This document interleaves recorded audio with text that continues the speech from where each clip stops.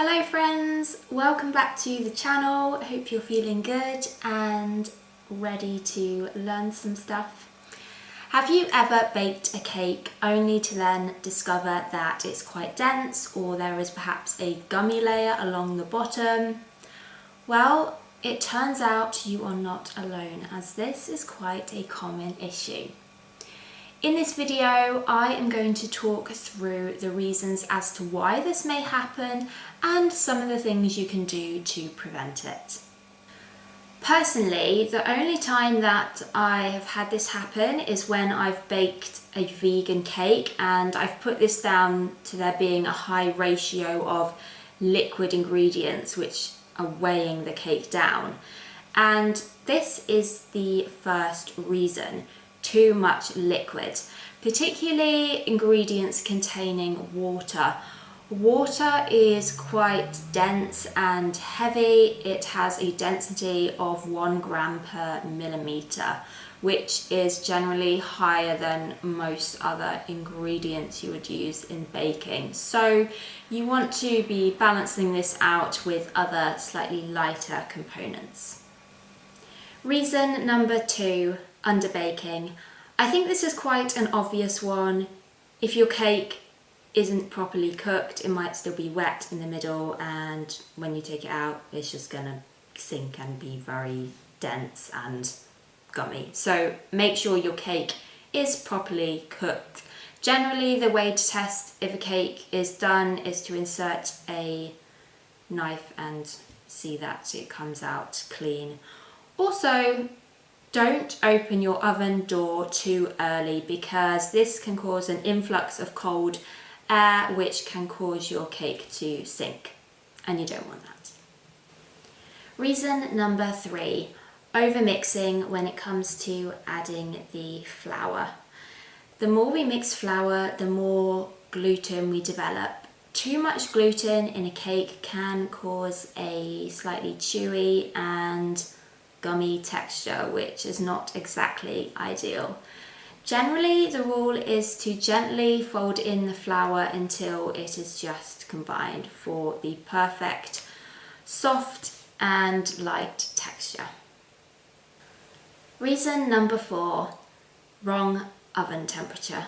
If your oven is too cool, your cake might rise up and then sink back down again, or it might not even rise at all. You can check the temperature using an oven thermometer if you wish. I feel that this is something that generally comes with practice and experience, as well as getting to know your oven, which might sound like a strange thing to say. I have been baking for over 12 years. One of my ovens I think I've used for around 10 years, so I just know how it works. I generally bake my cakes at slightly lower temperature than the recipe suggests, because I find that this is what produces the perfect bake. Reason number 5, too much sugar. Sugars delay the formation of structure. What they do is they pull water away from components such as flour, and so the formation of gluten is then slowed down slightly. So your cake might not rise, or it may well rise and then sink again on cooling. You want to check your ratios and make sure that you are using a tried and tested recipe. If a recipe continues to fail, that's probably a sign that you need to find a different one. Reason number 6, using old ingredients. I feel this is fairly self-explanatory. Yes, ingredients do expire, not so much ones such as sugar. I'm talking baking powder, bicarbonate of soda, so make sure you check the dates on those. I have also found that flour can vary. In the UK, we have what we call self-raising flour. There are some that I've used which just haven't worked for me. perhaps there's been too much raising agent or not enough raising agent. So find a brand of flour that works for you. And talking of flour, reason number 7 is a type of flour that you are using. A flour that is too high in protein can give rise to a denser texture. You can use perhaps a cake flour. As I've already mentioned, I use self-raising flour for most of my cakes, and that works perfectly fine for me. Reason number 8, you're not using enough eggs. Eggs contribute to structure and leavening, and so if you don't have the right amount, if the ratios aren't quite correct, then this can lead to a denser texture.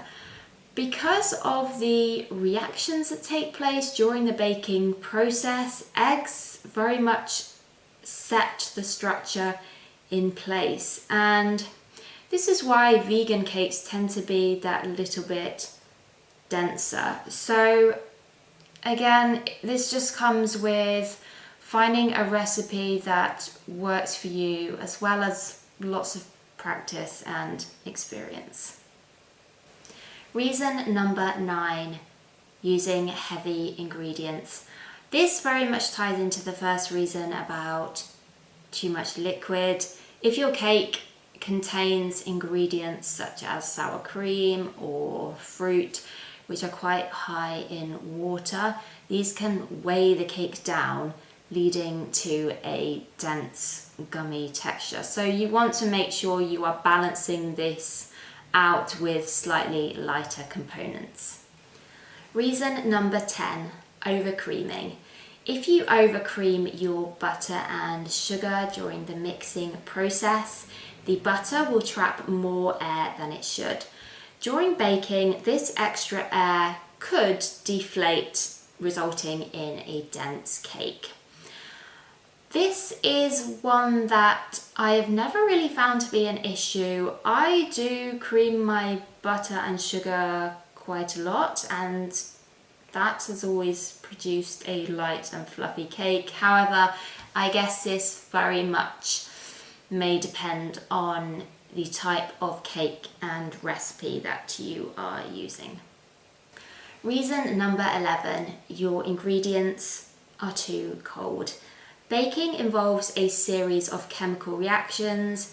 Chemical reactions require certain temperatures to get them going. So you want to make sure that everything is at room temperature. Room temperature ingredients bond together more easily, which can also prevent you from overmixing. And finally, reason number 12, using the wrong sized cake tin. If your cake tin is too small or it's not deep enough, your cake cannot fully rise and reach its full potential. So oftentimes what happens is it will rise and then it will sink back down again, which will give that dense texture. So you want to make sure that you are using something that is appropriate for the amount of mixture that you have. This is one that people don't always think of. However, using the correct cake tin does make quite a big difference. And that brings us to the end of this video. I really hope that the information I have provided has been helpful and that it will enable you to improve your baking skills. If you have any questions, please do pop them in the comments below and I will do my best to answer them. Thank you so much for watching, and I will see you next time. Bye!